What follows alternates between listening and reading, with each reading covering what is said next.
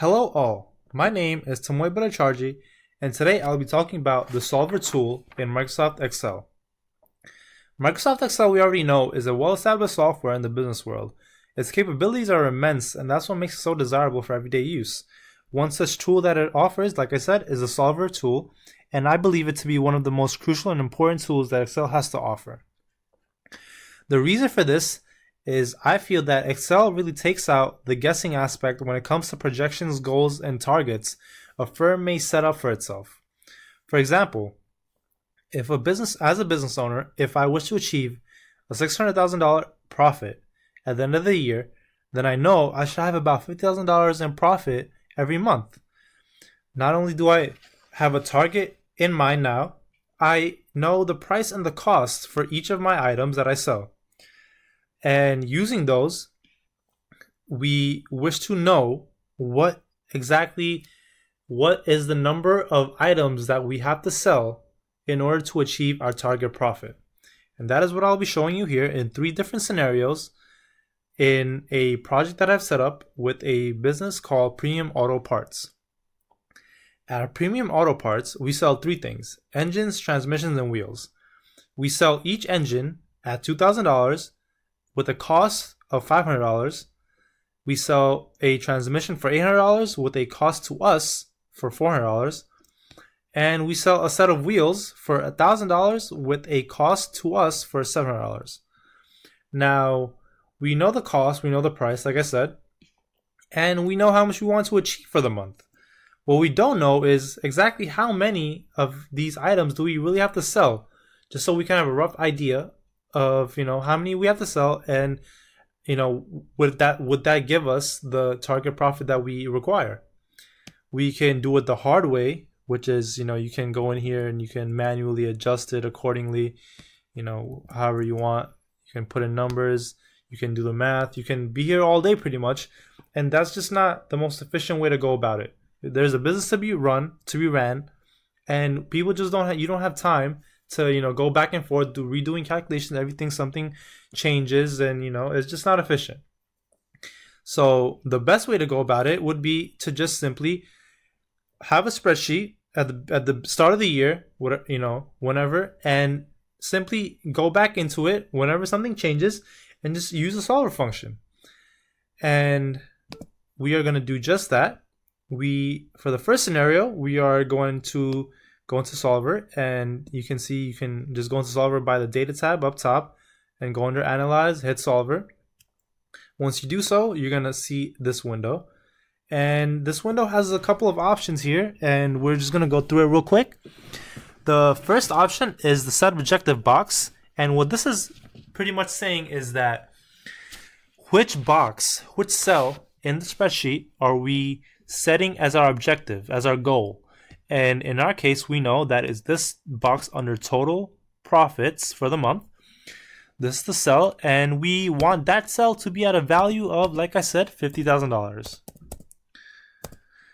Next, we will go into by changing variable cells here. You'll see it says, and what this means is simply in order to achieve this $50,000 in profit, which of these cells are we, adjusting in order to come up with the $50,000 in sales. In our case, like I said, we want to know how many of these items do we really have to sell. So we're going to go into changing variable cells here. We're just going to click on the 3 boxes. You can see here it shows up D13 to F13. And next, we are going to go into constraints. And what constraints is just what it means. It means restrictions. Constraints place a restriction on each cell or each box, each value, and it's gonna limit it to whatever you set the restriction to.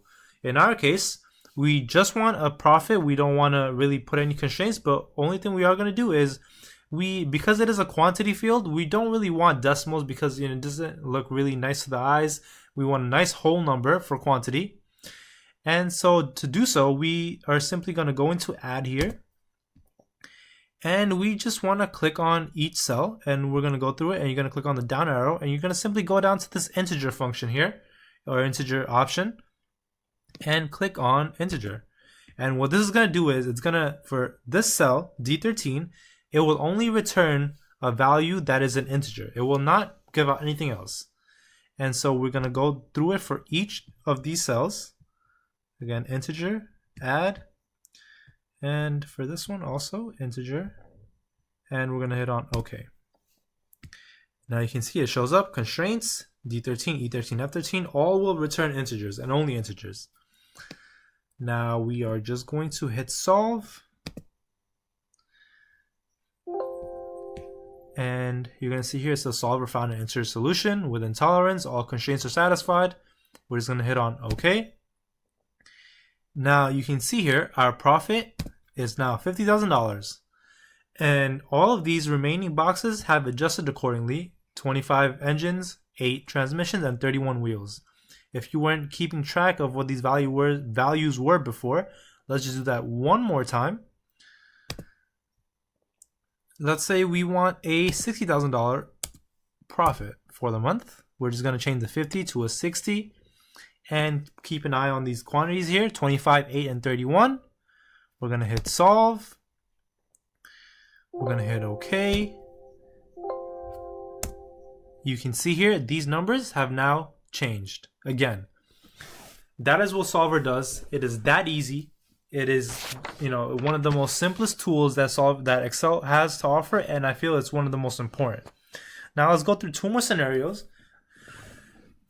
The second one being, let's say we not only have a $60,000 profit in mind, we have a limited inventory for, let's say, transmissions. We have only 15 transmissions in stock, and that's the maximum number we can sell. And that's for the remaining 2. They are they're fine. We have unlimited inventory. We can bring it from the warehouse, whatever the case may be. However, for the transmissions and transmissions only, we can only sell 15 units for the month. So we're going to go into add. We're going to go into the quantity field for transmissions, and we're going to set it equal to 15.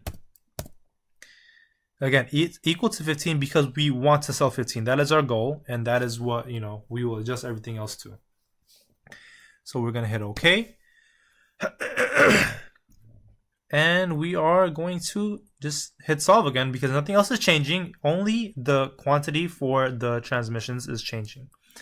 So we're going to go back to solve, hit solve. And now you can see, hit OK. This number is now up to 15, but these numbers have changed accordingly in order to achieve the $60,000 in profit. Now, one more scenario we're going to do is, let's say our cost changes. Let's say our cost is now no longer $500, it is $1,500. We're going to change that to $1,500. And we, again, you can see here, because the cost changed, the total, profit changed. However, we want a specific number here. We want $60,000, or let's go with, we want $50,000, like the first. And again, we have 15 units to sell, and the remaining will just be integers. We don't have any limitations on the rest. We want $50,000 in profit, and we are going to hit solve. Oh, actually, sorry, wait, the cost. We don't have to change the cost anywhere because the cost is simply, it just changes in the spreadsheet. We don't have to do anything in Solver. So we are just going to hit solve. And then we are going to hit OK. Now, as you can see, these numbers, again, they have changed respectively. The cost is $1,500 and the profit, again, is $50,000. Only thing that's changing here are the quantities, and that will give us an idea of how many exactly units do we have to sell every month. For a business, these numbers are crucial because at the end of the day, we want to know how much we can sell so we can ultimately achieve our target profit.